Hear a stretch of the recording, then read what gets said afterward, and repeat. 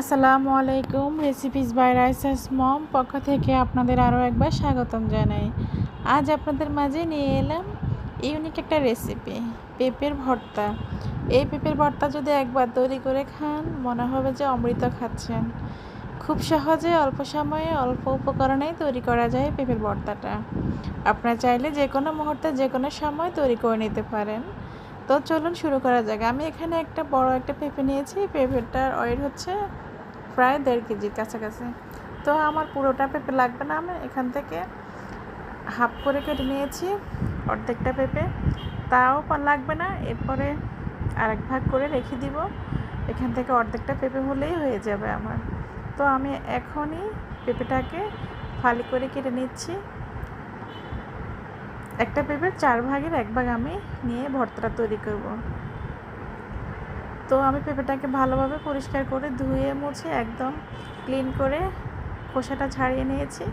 আপনারা দেখেই বুঝতে পারতেছেন। তো আমি এখানে কিউব করে কেটে নিচ্ছি। আমি যেভাবে সিদ্ধ করে নেব এভাবে কিউব করে কেটে নিচ্ছি সুবিধা অনুযায়ী। আপনারা চাইলে এভাবেই তৈরি করতে পারেন। তো পেঁপেগুলো কেটে নিচ্ছি আস্তে আস্তে। কেটে নেওয়া হয়ে গেলে চুলায় এগুলোকে সিদ্ধ করতে দিয়ে দেব।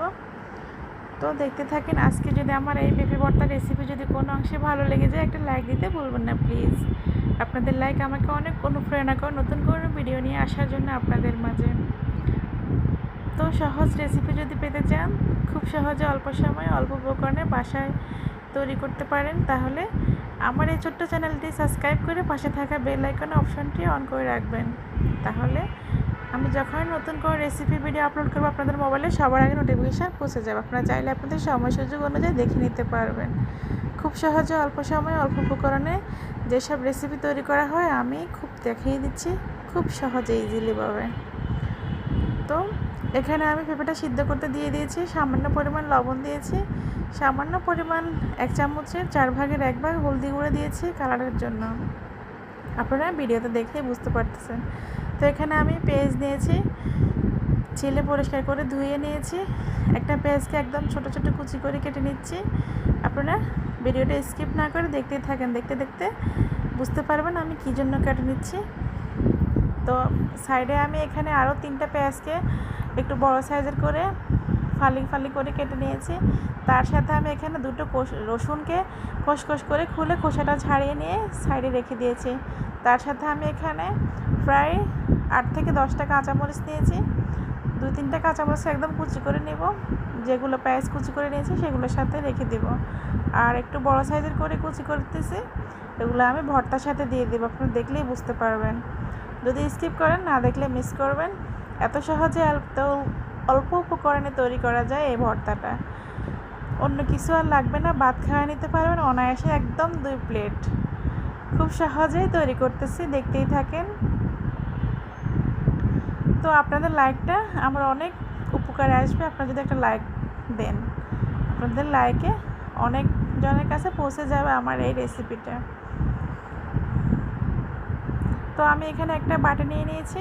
বাটিতে আমি পেঁয়াজ কুচিগুলো আর কাঁচামরিচ কুচিগুলো নিয়ে নিচ্ছি, বাকিগুলো সাইডে রেখে দিচ্ছি। এগুলো আমি কি করব পরে দেখতে থাকেন, দেখতে দেখতে বুঝতে পারবেন। তো পেঁপেতে অনেক পুষ্টিগুণ আছে, আপনারা তো সবাই জানেন, কম বেশি আমরাও জানি। তো পেঁপের ভর্তাটা খুব সহজে ইজিলি তৈরি করে নিচ্ছি। এখানে আমি সামান্য পরিমাণ লবণ দিয়ে দিয়েছি। লবণ দিয়ে পেঁয়াজগুলোকে ভালোভাবে কষলে একদম মিশিয়ে নিয়েছি। তার সাথে আমি একটা ডিমকেও ভেঙে দিচ্ছি। এই পেঁয়াজের সাথে ডিমগুলো দিয়ে একদম মেখে নিচ্ছি। ডিমটাকে আমি ভাজি করে নেব। তো দেখতে থাকেন, দেখতে দেখতেই বুঝতে পারবেন আমি কেন ডিমটাকে ভাজি করতেছি। তো এভাবেই ডিমটাকে আমি কষলিয়ে এখন সাইডে রেখে দিব। তো আমার এদিকে পেঁপের ভর্তাটার জন্য পেঁপে সিদ্ধ করতে দিয়েছি, পেঁপেগুলো একদম হয়ে আসতেছে। এদিকে আমি নেড়ে চেড়ে দিচ্ছি পেঁপেটাকে, নাড়ি চাড়িয়ে দিয়ে দেখতেছি পেঁপেগুলো সিদ্ধ হচ্ছে কিনা। মোটামুটি 4 ভাগের 2 ভাগের মতো সিদ্ধ হয়ে যাচ্ছে। পানিগুলো শুকিয়ে গেলেই আমি এগুলোকে নামিয়ে ফেলবো। পানি শুকানো পর্যন্ত আমি সিদ্ধ করে নেব, পানিটা ফেলে দেবো না, ফেলে দিলে পুষ্টিগুণটা চলে যাবে। তাই আমি পানিগুলো একদম শুকিয়ে নিয়ে তারপরে আমি পেঁপেটা এখানে রাখে দিব। এখন আমি সাইডে চুলায় আমি একটা ফ্যান বসিয়ে দিয়েছি। ফ্যানে আমি ডিমটাকে ভাজি করে নিচ্ছি। আমরা যেভাবে পেঁয়াজ কাঁচামরিচ ডিম ভাজি করতেছি ওইভাবেই ভাজি করে নিচ্ছি। এই ডিমটা দিয়ে কী করব, আপনারা আমার এই রেসিপির সাথেই থেকে বুঝতে পারবেন আমি ডিমটা দিয়ে কী করব। তো ডিমটা আমার হয়ে গেছে ভাজি করা, এখন আমি উঠিয়ে নিচ্ছি একটা প্লেটে। তো ডিমটা রেখে দিব। তো ওই ডিম ভাজি ওই তেলের ভিতরেই আমি এখানে পেঁয়াজ কাঁচামরিচ রসুনগুলোকে আমি ভাজি করে নিচ্ছি ভর্তার সাথে দেওয়ার জন্য। তো আমি কাঁচা পেঁয়াজ ইউজ করব না, আমি পেঁয়াজটাকে ভাজি করে ইউজ করতেছি যেন ভর্তাতে যেন কোনো গন্ধ না আসে পেঁয়াজের। অনেকেই পেঁয়াজের ফ্লেভারটা নিতে পারে না। আপনারা চাইলে এভাবে পেঁয়াজগুলোকে বেরেস্তার কালার করে নিয়ে তারপর ভর্তা তৈরি করতে পারেন, তাহলে কোনো গন্ধ স্মেল আসবে না, ব্যাড স্মেল আসবে না। তো আমার পেঁয়াজগুলোকে ভাজি করা হয়ে গেছে, একদম বেরেস্তা কালার করে নরম সফট করে নিয়েছি। এখন সাথে আমি একটু সামান্য পরিমাণ লবণ দিয়ে দিয়েছি, তারই সাথে আমি 1 চামচ সরিষার তেল দিয়ে দিয়েছি।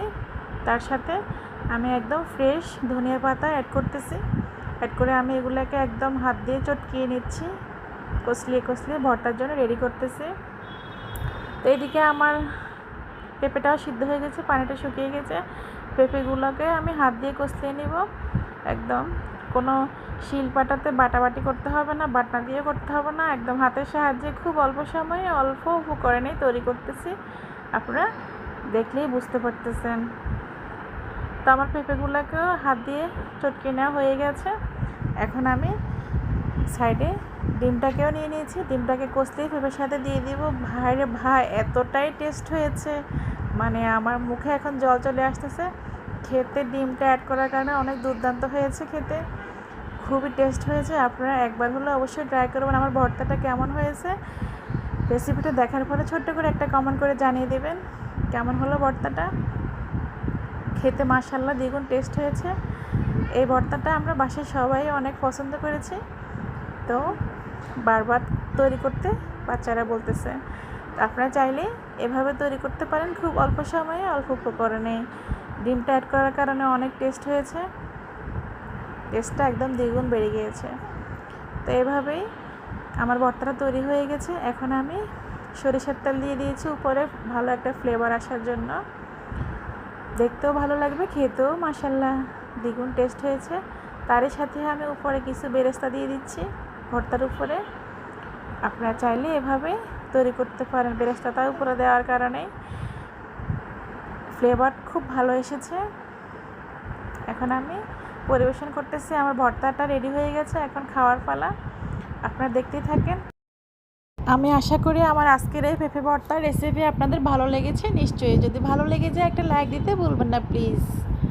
তো দেশ কিংবা বিদেশ থেকে যেখান থেকে আমার আজকের এই রেসিপি দেখেছেন সবার প্রতি শ্রদ্ধা ও ভালোবাসা সম্মান জানিয়ে আজকের জন্য এখানেই বিদায় নিব। আল্লাহ হাফেজ। Thanks for watching. আসসালামু আলাইকুম।